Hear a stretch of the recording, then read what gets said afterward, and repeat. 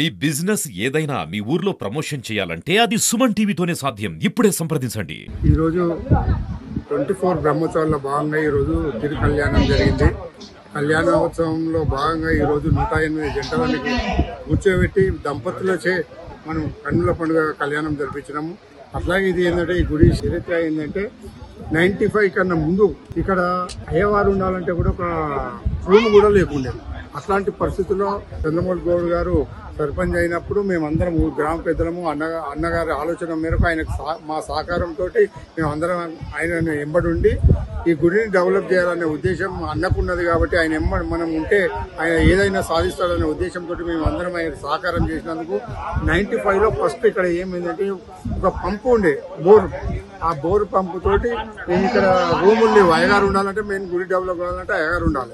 అయ్యగారు ఉండాలంటే ఏమి ఉండాలి, ఆయన ఉండాలంటే కనీసం సవలతులు ఉండాలనే ఉద్దేశంతో మేము ఇక్కడ అక్కడ పక్కన ఉన్న రూమ్లు 4 రూమ్లు వేయించి స్లాబ్ వేసి అయ్యవాళ్ళకి పనిచేయడం జరిగింది. అప్పటి నుంచి కూడా మేము ఇంతకుముందు ఏముందంటే గుడి బ్రహ్మోత్సవాలనే తీసేది, తర్వాత మళ్ళీ లాగ్ చేసి పోయేది, బ్రహ్మోత్సవాలకే తీసేది. కానీ దీని అప్పటి నుండి కూడా మేము అందరు కమిటీ సభ్యులు అన్నగారి సహకారంతో ప్రతి విలేజ్కి వెళ్ళి ఇది భక్తులు అయితే ఎట్లా వస్తారో అనే ఉద్దేశంతో ప్రతి విలేజ్ పోయి వాళ్ళ పేర్లు, బర్త్డేలు కానీ మ్యారేజ్ డేలు కానీ వాళ్ళ అకేషన్ ఏదన్నా కానీ ఆ రోజు గుడికి వచ్చేటట్టు వాళ్ళందరినీ పిలిచి వాళ్ళకు స్వామివారి దర్శనంతో పాటు శేషవస్త్రాలు కూడా వాళ్ళకి ఫ్రీగా మేము అందరం ఇచ్చి వాళ్ళని గుడికి రప్పించేటట్టు ప్లాన్ చేసినాము. అప్పటి నుండి కూడా దినదిన అభివృద్ధి అనేది స్టార్ట్ అయింది.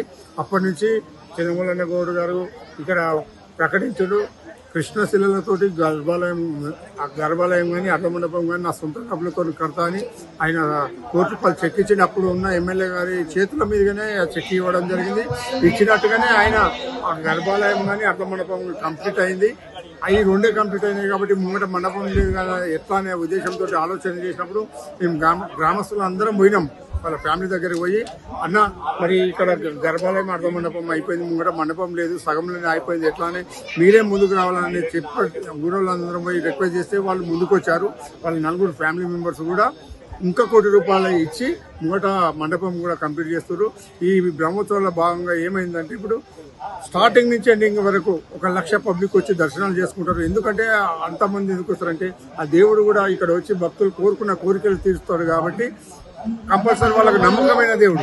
అట్లాంటి సిచ్యువేషన్ లో అప్పుడున్న ఎమ్మెల్యే గారు కానీ అప్పుడున్న గవర్నమెంట్ కానీ మాకు సీసీ రోడ్ అయితేనేమి ఇక్కడ డెవలప్మెంట్ కు సహకరించారు కాబట్టి ఇప్పుడు కూడా ఉన్న ప్రభుత్వం కానీ ఉన్న ఎమ్మెల్యే గారు కానీ మాకు సహకరించినట్టయితే ఇక్కడ అభివృద్ధి చేసుకుంటాము. ఇక్కడ మండల ప్రజలు కాకుండా చుట్టుపక్కల డిస్టిక్ల నుంచి వస్తారు, వేరే స్టేట్ల నుంచి కూడా వస్తారు కాబట్టి వాళ్ళకు అందరికీ కూడా సౌలత్ ఉంటుంది కాబట్టి ఇక్కడ కూడా మేము ఇప్పుడు ఈ బ్రహ్మోత్సవాల భాగంగా మేము ఇక్కడ వచ్చిన భక్తులకు ఎలాంటి ఇబ్బంది లేకుండా చలువ పందిళ్ళు కానీ వాటర్ కానీ వాళ్ళకు క్యూ లైన్లు కానీ అన్ని ఏర్పాట్లు చేసినాము.